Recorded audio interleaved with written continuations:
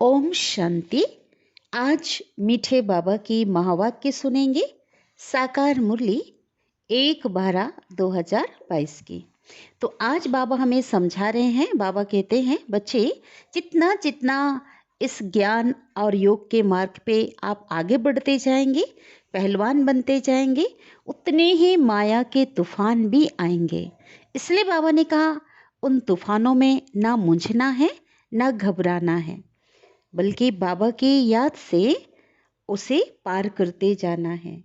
साथ ही बाबा ने कहा कि सभी प्रकार के तूफानों से, माया से बचने का सबसे सुरक्षित स्थान बाबा का दिल तख्त है।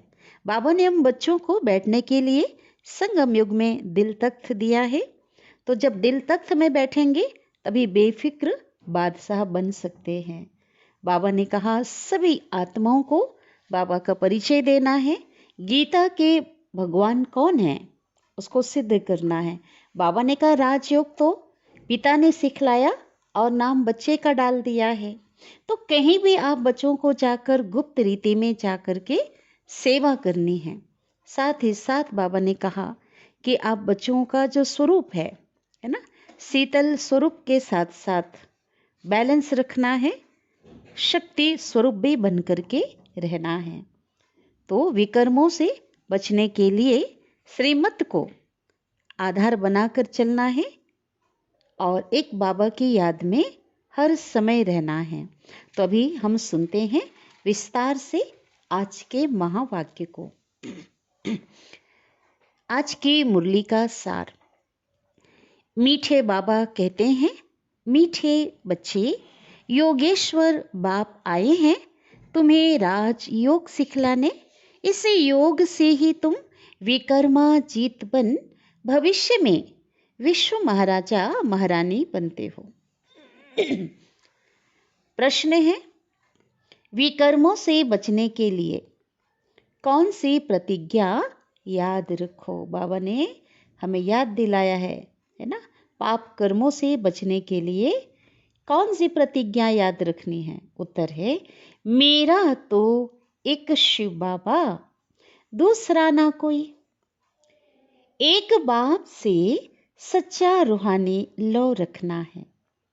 यह प्रतिज्ञा याद रहे तो विकर्म नहीं होगा। माया देह अभिमान में ला करके उल्टा कर्म कराती है। बाबा तो उस्ताद है, उसे याद कर माया से युद्ध करो। बाबा ने कहा, पूरी युद्ध करो तो कभी भी हार नहीं हो सकती। ये सीक्रेट बाबा ने कई बार बताया है और आज भी बता रहे हैं, है ना। इसलिए माया से हार कब होती है? जब बाबा को भूल जाते हैं, है ना। बाबा हमें जो दांव पे सिखाते हैं, उस्ताद हमारा, तो उसे हमें याद रखना है ना। बाबा की श्रीमत के आधार पे हमें चलना है। हर समय बाबा को अपने साथ रखना है। मुरली का दूसरा प्रश्न है, अपने बच्चों प्रति बाप की कौन सी आश है ना। लौकिक पिता भी अपने बच्चों के प्रति आश रखते हैं, तो पारलौकिक पिता शिव बाबा की भी कौन सी आश है। उत्तर है, बाबा अपनी आश बता रहे हैं। जैसे लौकिक बाप चाहते हैं मैं बच्चों को ऊंच पढ़ाऊं, है ना। बेहद का बाप भी कहते हैं मैं अपने बच्चों को स्वर्ग की परी बना दूं। बच्चे सिर्फ मेरी श्रीमत पर चले तो श्रेष्ठ बन जाएं, है ना। ये बाबा की आश है कि अब तक तो मनमत पे परमत पे चल के देख लिया, हमारी दुर्गति हो गई। तो बाबा अब ये चाहते हैं कि बच्चे पूरी तरह एक मेरी ही मत पर अर्थात श्रेष्ठ मत पर चले। गीत बजा है, तकदीर जगाकर आई हूँ, नई दुनिया बसाकर लाई हूँ, है ना। हम आत्माएं परम धाम से ही, हम वो तकदीरवान आत्माएं हैं जो इस सृष्टि पर तकदीर जगा कर आए हैं, है ना। इसलिए भगवान के बने हैं। ओम शांति। मीठे मीठे बच्चे जानते हैं हम अपनी नई तकदीर बनाने यहाँ आए हैं। किसके पास? योगेश्वर के पास। सिखलाने वाले ईश्वर के पास। क्या सिखलाने वाले? योग सिखलाने वाले ईश्वर के पास, शिव बाबा के पास आए हैं। इसको कहते हैं राजयोग। ईश्वर योग सिखलाते हैं। कौन सा योग? राजयोग, है ना। हठ योग तो अनेक प्रकार का है, लेकिन यह जिस्मानी योग नहीं है। हाँ, भगवान जो सिखाते हैं ये कोई शारीरिक योग नहीं है, सन्यासियों का तत्व योग है, ब्रह्म योग है। उनको ईश्वर योग नहीं सिखाते हैं। तुम बच्चे जानते हो, परमपिता परमात्मा हमको फिर से कल्प पहले मुआफिक राजयोग सिखलाते हैं। सन्यासी ऐसे कभी नहीं कहेंगे, है ना। यह योग कल्प पहले भी सिखाया था और अभी भी सिखला रहा हूँ। ये शब्द भगवान ही कह सकते हैं, उनको तो पता ही नहीं है। तुम बच्चे कह सकते हो, है ना। वह हठ योगी राजयोग तो सिखला नहीं सकते। हमको सिखलाने वाला शिव बाबा है, जिसको योगेश्वर कहा जाता है। मनुष्य भूल से श्री कृष्ण को योगेश्वर कह देते हैं, है ना। श्री कृष्ण तो सतयुग का प्रिंस है, वहाँ योग की तो बात ही नहीं है। तो यह भी बहुत अच्छी पॉइंट है, समझाने की तरकीब सीखो, है ना। बाबा जो सेवा की के लिए जो पॉइंट बताते हैं विभिन्न प्रकार के, तो उसको विशेष नोट करनी चाहिए, है ना। कैसे समझाना है, क्या पूछना है, तो युक्ति से समझाया जाता है ना। तुम्हारा सारा मदार योग पर है। जितना योग में रहेंगे, माना जितना शिव बाबा को याद करेंगे, उतना विकर्मा जीत बनेंगे, अर्थात हमारे से कोई विकर्म नहीं होंगे। भारत का प्राचीन योग राजयोग बहुत गाया हुआ है, इसका बहुत ही गायन है। यह राजयोग परमपिता परमात्मा के सिवाय कोई सिखला ना सके, इसलिए इनका नाम योगेश्वर है। ईश्वर ही राजयोग सिखलाते हैं। किसके लिए राजयोग सिखलाते हैं? क्वेश्चन मार्क है। बाबा पूछते हैं, क्या भारत को राजा ही देते हैं? नहीं, सिर्फ भारत की बात नहीं है। तुम बच्चों को तो सारे विश्व का मालिक बनाने के लिए राजयोग सिखलाते हैं। यह एम ऑब्जेक्ट क्लियर है। भला राजा ही कोई टुकड़े पर करेंगे, विश्व में तो नहीं करेंगे ना, है ना। बाबा कहते जो सतयुगी देवताओं की जो राजाई होगी वो भारत में होगा, परंतु कहने में आता है विश्व का मालिक। क्योंकि उस समय, क्यों ऐसा कहने में आता है? क्योंकि उस समय विश्व में कोई दूसरा किसी का राज्य नहीं होगा, एक छत्र चक्रवर्ती राजा होंगे, लक्ष्मी नारायण बाबा के जो बच्चे हैं, इसलिए कहा विश्व का मालिक। तुम बच्चे जानते हो, नई दुनिया के लिए हम तकदीर बनाकर आए हैं, है ना। बनाकर आए हैं और बनाकर जाएंगे ना। सारे विश्व नई बन जाती है। कैपिटल भारत है ना, राजधानी भारत है। तुम्हारे नए विश्व में भी कैपिटल दिल्ली होगी। आज भी देखो, भारत की राजधानी क्या है? दिल्ली, दिल्ली है ना। तो बाबा कहते जो सतयुग होगा ना, वहां पर भी जो लक्ष्मी नारायण की जो राजधानी होगी देवताओं की, वो कहाँ होगी? वो दिल्ली होगी। उनका नाम गाया हुआ है परिस्तान। तुम हो ज्ञान परियां, ज्ञान सागर में गोता खा करके मनुष्य से बदलकर स्वर्ग की परियां बन जाते हो। यह मान सरोवर है ना, ज्ञान मान सरोवर, है ना। लोग समझते हैं ऐसा कोई सरोवर है, तो ऐसा दुनिया में कोई ऐसा सरोवर नहीं है। वास्तव में ये ज्ञान मान सरोवर है। कहते हैं वहां स्नान करने से मनुष्य परी बन जाते हैं। तुम यहाँ आए हो स्वर्ग की परियां बनने के लिए। तुम बादशाही लेते हो, तुम्हारे पास जेवर आदि ढेर होंगे। कहाँ पे? बहुत ही असली होंगे। सतयुग की बात है ना। आज देखो, आज मेल कोई गहने उतने नहीं पहनते ना, कहाँ मेल नहीं पहनते, लेकिन वहाँ तो मेल फीमेल लक्ष्मी नारायण जो देवी देवताएं हैं, सभी जेवर पहने होंगे। बाबा कहते हैं ना कि बहुत इतने रुई जैसे हल्के जेवर होंगे, बिल्कुल प्योर होंगे, हीरे आदि से जड़े हुए होंगे, ढेर होंगे। हर दिन आप बदल बदल के हर प्रोग्राम में जो है वो पहनेंगे ना, हर अंग के जेवर होंगे। तुम कहेंगे हम राजयोग सीखते हैं, जिससे हम भविष्य में महाराजा महारानी बनेंगे। परंतु कब?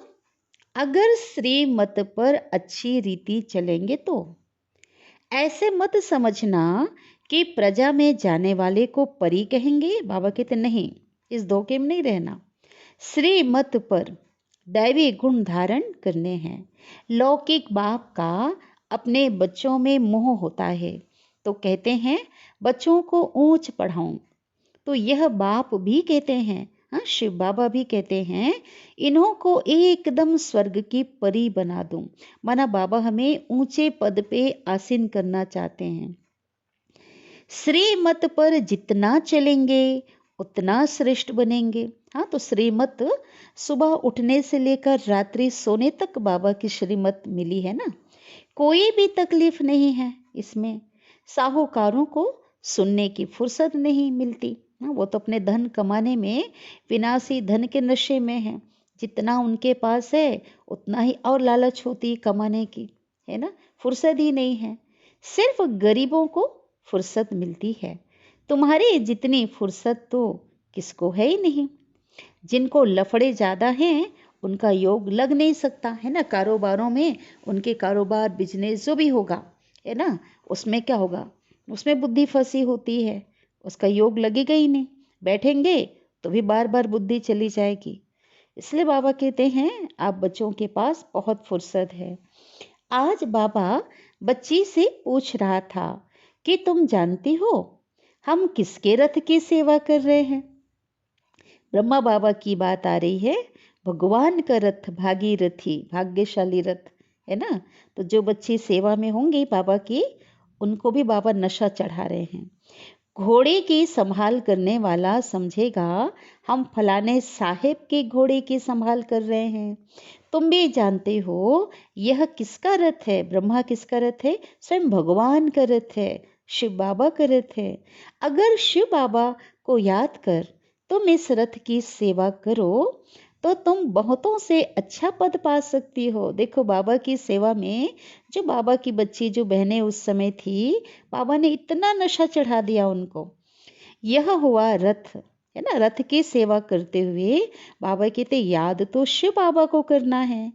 तो ये भी अगर याद रहे ना तो बेड़ा पार हो सकता है। बाबा कहाँ के लिए राजयोग सिखलाते हैं, पूछ रहे हैं। फिर क्वेश्चन मार्क आया, है ना। टीचर जब पढ़ाता है तो बीच बीच में स्टूडेंट से क्या करते हैं, प्रश्न करते हैं ना, कहाँ तक इनको समझ में आ रहा है। तो बाबा कहते कहाँ के लिए राजयोग सिखलाते हैं? भविष्य नई दुनिया के लिए। और सिखाते कब है? संगम पर। श्री कृष्ण कैसे राजयोग सिखाएंगे? वह तो सतयुगी राजाई में था ना, परंतु वह राजाई किसने स्थापन की? बाप ने, शिव बाबा ने। प्राचीन देवी देवताओं को ऐसा किसने बनाया? Question mark. किसने बनाया? शिव बाबा ने। किसने राजयोग सिखाया? शिव बाबा ने, भगवान ने सिखाया, निराकार शिव बाबा ने।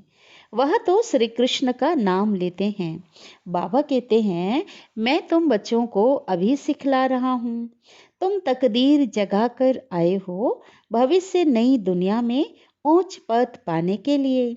बाबा कहते हैं मुझे याद करो तो पवित्र दुनिया का मालिक बनो, और कोई उपाय नहीं है। बाबा कहते राजयोग के अलावा एक शिव बाबा की याद से ही हम उस दुनिया के मालिक बन सकते हैं, दूसरा कोई उपाय नहीं। एक तरफ याद करते हैं पतित पावन आओ, बुलाया जा रहा है। जब बुलाया जा रहा है पतित पावन को, वो तो कहीं और कोई दूसरा है ना। और दूसरी तरफ नदियों को कहते हैं पतित पावनी, क्योंकि नदियां को बुलाने की जरूरत तो है ही नहीं। गंगा को कहते हैं ना, वो तो यहीं बह रही है। जब बुलाया जा रहा है तो जरूर कोई दूसरा है।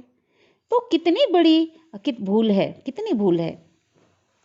बात छोटी है, परंतु मनुष्यों की आंख खोलनी है। कौन सी आंख खोलनी है? बुद्धि रूपी नेत्र जो कि बंद है। बाप जब आते हैं आकर समझाते हैं कि पतित पावन मैं हूँ।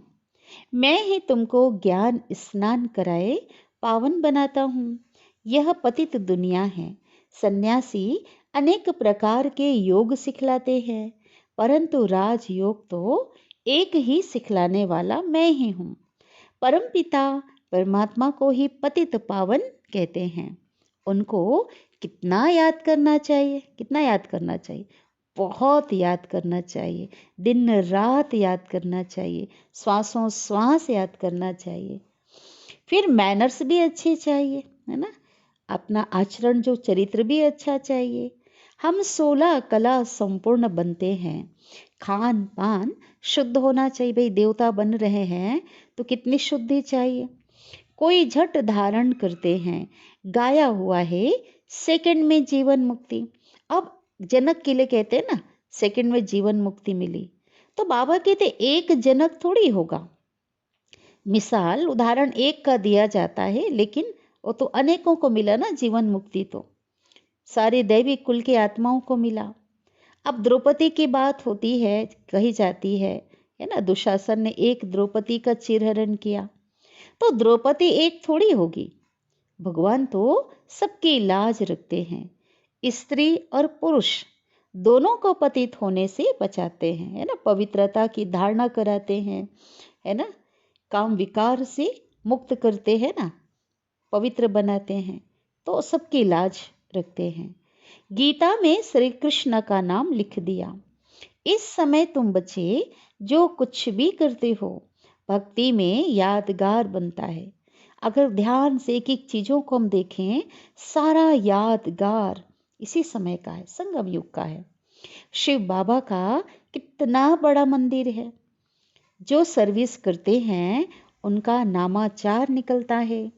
तुम्हारा देलवाड़ा मंदिर एक्यूरेट यादगार है। यहाँ मधुबन में एक तरफ चैतन्य में दिलवाड़ा है, अपना मधुबन चैतन्य है ना, एक जड़ यादगार दिलवाड़ा मंदिर में, फिर नीचे मूर्तियां दिखाई है, तीसरा नेत्र दिखाया है मस्तक पे खुला हुआ, और तपस्या करती मूर्तियां दिखाई है, और पूरे छत में पूरी नकाशी है स्वर्ग का, पूरी सीनरी है ना, मूर्ति बनी हुई है पत्थरों के में खुदा हुआ। तो बाबा कहते एक्यूरेट यादगार संगम युग की है। ऊपर राजाई के चित्र खड़े हैं। अभी तुम बाप से योग लगा रहे हो स्वर्ग का मालिक बनने के लिए। स्वर्ग को भी याद करते हो। कोई मरता है तो कहते हैं स्वर्ग पधारा, परंतु स्वर्ग है कहाँ ये तो किसको भी मालूम नहीं। समझते हैं भारत स्वर्ग था, फिर क्या कहते हैं ऊपर कह देते हैं। आज देखो, आज हम कितने आधुनिक युग में पहुंच गए हैं। आज तो व्यक्ति चांद तक पहुंच गया है ना। पहले तो ऊपर में कोई जा नहीं सकता था, भ्रांतियां थी। फिर भी आज लोगों के अंदर ऐसी जो पुराने जो रूढ़िवादी लोग हैं आज भी उसी पे चल रहे हैं। अभी ऊपर तो कुछ है ही नहीं। तो बाबा कहते हैं, बाबा समझाते हैं सेकंड में जीवन मुक्ति गाई हुई है। फिर भी कहते हैं ज्ञान का सागर। जंगल को कलम बनाओ, महिमा गाते ना शिव बाबा की। जंगल को कलम बनाओ, सागर को स्याही बनाओ, आसमान को कागज और धरती को दवाद, तो भी खुटता नहीं। उनका जो ज्ञान इतना अथाह है, समाप्त नहीं हो सकता। बाबा की महिमा के लिए भी गाई जाती है, उसकी महिमा लिखी नहीं जाती। और ज्ञान के लिए भी कहा जाता है खत्म ही नहीं हो रहा है, पढ़ा रहा है भगवान। जब से आया 1936 से लेकर के अभी तक पढ़ाई चल रही है ना, इतना ज्ञान।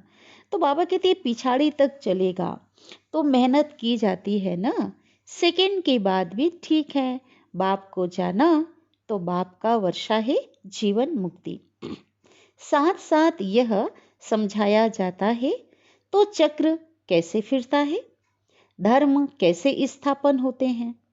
कितनी बातें समझाने की है, बाबा ने सब समझाया है ना। कैसे चक्र जो है धीरे धीरे चक्र घूम रहा है घड़ी की तरह, 5000 का चक्र।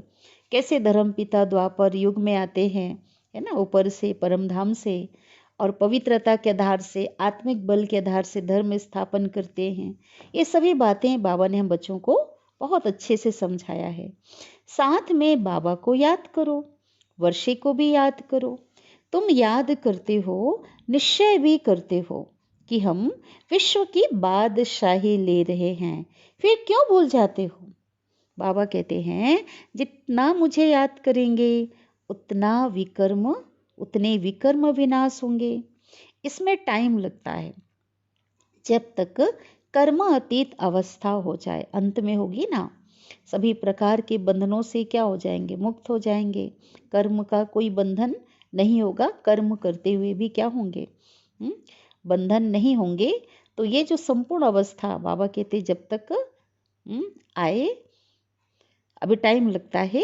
कर्मातीत अगर अवस्था हो गई ना, संपूर्ण अवस्था बन गई, तो फिर तुम यहाँ रह नहीं सकते। बच्चों को वर्षों से समझाते रहते हैं, कितने वर्ष हो गए, अभी बिल्कुल देखो बहुत वर्ष हो गए समझाते हुए पापा को। बात है बिल्कुल सहज। अल्फ और बे चक्र का राज भी बाबा समझाते। अल्फ माना बाबा अल्लाह और बे माना बादशाही। बुद्धि में पूरा राज आता है तो फिर औरों को भी समझाना पड़ता है। सारा झाड़ बुद्धि में आ जाता है। कौन सा झाड़? मनुष्य सृष्टि का कल्प वृक्ष का झाड़, है ना। बाप से सहज वर्षा लेना है। कई कहते हैं बाबा योग नहीं लगता, माया विकर्म करा देती है। तो बाबा समझाते हैं बच्चे, अगर विकर्म कर लिया फिर तो बहुत पुरुषार्थ करना पड़ेगा। माया तो देह अभिमान में ला करके उल्टा काम करा लेती है। बाबा कहते बच्चे मेरा बनकर कोई भी विकर्म नहीं करो। तुमने प्रतिज्ञा की है ना, मेरा तो एक शिव बाबा, दूसरा ना कोई। जैसे कन्या की जब सगाई होती है तो उसके पति के साथ कितना लव हो जाता है, बहुत प्यार हो जाता है ना, बुद्धि योग जुड़ जाता है ना। तो बेहद के बाप से कितना लव होना चाहिए, क्योंकि हमारी भी क्या हो गई है, बाबा से भगवान के साथ हम आत्माओं की सगाई हो गई है। तो तुम्हारा कितना गुप्त लव है, वह जिस्मानी है, लेकिन ये हमारा जो लव है भगवान के साथ जो प्यार है, कौन सा है? आत्मिक प्यार, रूहानी प्यार। उनकी प्रैक्टिस पड़ गई है। यह तुम घड़ी घड़ी भूल जाते हो, क्योंकि नई बात है ना। अपने को आत्मा समझ बाप को याद करना है। तुम हो खुदाई खिदमतगार, ईश्वरी सेवाधारी है ना, भगवान की सेवा कर रहे हैं श्रीमत पर। तुम हो रूहानी सेवाधारी। तुम लड़ाई के मैदान में खड़े हो और अकेले नहीं हैं, बाबा उस्ताद भी खड़ा है। कहते हैं माया के साथ पूरे युद्ध करो, है ना। भाई हमको डर की क्या बात है, उस्ताद दांव पे सिखला रहा है ना, कैसे रूप से माया आएगी और कैसे आपको उससे युद्ध करना है और कैसे उनकी याद में रहना है। तो बाबा कहते हैं हमारे साथ उस्ताद है, तो माया के साथ पूरी युद्ध करो। जो यह पांच विकार, काम क्रोध मोह लोभ अहंकार, है ना, प्रवेश ही ना करे। लिखते हैं बाबा के पास, पत्र लिखते हैं बाबा के बच्चे, बाबा यह भूत आ गया, अब कभी क्रोध आ गया, कभी काम आ गया, कभी मोह आ गया। तो जिस प्रकार के भूत उन्हें परेशान करते हैं, बाबा के पास समाचार आता है। तो बाबा कहते हैं बच्चे इन भूतों को भगाते रहो यह तो अंत तक आएंगे, बाबा ने बताया है, और ही जोर से तूफान आएंगे। तो इसलिए मुरली कभी मिस नहीं करनी है ना, इससे बल मिलता है। अज्ञान में कभी नहीं आए होंगे ना, वो भी आएंगे, ठीक है। जब ज्ञान में नहीं थे उस समय भी जो संकल्प नहीं आए होंगे, जो तूफान नहीं आए होंगे, ऐसे भी आएंगे, बाबा ने ये भी बताया। तुम कहेंगे वानप्रस्थ में थे, कभी ख्याल भी नहीं आता था। बना बाबा के ऐसे बच्चे जो बुजुर्ग शरीर से हो गए हैं और अज्ञान काल में उनके विचार जो अच्छे थे, लेकिन अब ज्ञान में आने से काम का नशा आ गया, स्वप्न भी आते रहते हैं। यह क्या? तो ये वंडरफुल ज्ञान है, कोई मूंझ कर छोड़ भी देते हैं। बाबा तो बता देता है ना, तूफान बहुत आएंगे, क्योंकि 63 जन्मों के जो विकार है ना, संस्कार अंदर दबे हुए हैं। और बैद्यनाथ बाबा हमें जब संजीवनी बूटी ज्ञान का देते हैं, तो बाबा ने तो बताया है, वो अंदर से उछल खाएगा ना। आयुर्वेदिक की दवाई में क्या होता है, जो अंदर बीमारी दबी होती है वो बाहर निकलती है ना। तो लोग इसी पर घबरा जाते हैं। तो ऐसे बाबा ने हमें बताया हुआ है। कई मूंझ जाते हैं, क्या हो गया, पहले तो ऐसा नहीं था, अब ऐसा हो रहा है, तो छोड़ के भी चले जाते हैं। इसलिए बाबा बता देता है तूफान बहुत आएंगे, जितना पहलवान बनेंगे माया बहुत पछाड़ेगी। इसलिए महावीर बन स्थैर्यम रहना है, बाबा की याद में रहना है, कर्म में नहीं आना है ना। माना संकल्पों में भले तूफान आ रहे हैं तो कर्मों में ना आए। कर्म में आने से विकर्म बन जाता है। बहुत पुरुषार्थ करना है। जो भी अंदर खराब आदतें हैं उसे निकालनी है। अपने को क्या करना है, ठीक करना है, अपने को सुधारना है। ज्ञान योग के द्वारा अपनी खुद जांच करनी है, निकालनी है ना खराब आदतों को। अविनाशी सर्जन, माना कौन है सर्जन, शिव बाबा, वो जानते हैं। यह बाबा भी जानते हैं। बाबा कहते ब्रह्मा को ऐसा मत समझना, मैं तो जानता हूँ, लेकिन ये भी जानते हैं माया के अनेक प्रकार के विघ्न पड़ते हैं। यहाँ तो बहुत शुद्ध बनना है। चाहते हो हम सूर्यवंशी बने तो लायक बनना पड़े ना। यह है राजयोग, प्रजा योग नहीं है। तो पुरुषार्थ कर राजाई लेनी चाहिए। तुम युक्ति से, गुप्त रीति से कहाँ भी जा सकते हो। बोलो हमको बताओ, हम किसको याद करें, ठीक है, जो हम दुख से छूट जाए, ऐसा पूछो। बाबा कहते हैं भला कहते हैं भारत का प्राचीन योग, तो वो क्या है जो लोग दावा करते हैं ना हमेशा सिखा रहे हैं, तो उन्हीं के पास जाकर कहो वो क्या है। आप हमको राजयोग सिखला सकते हो जो हम राजा बने। ऐसी ऐसी बातें करते हुए ज्ञान में ले आना चाहिए, फिर अपनी बात रखनी चाहिए।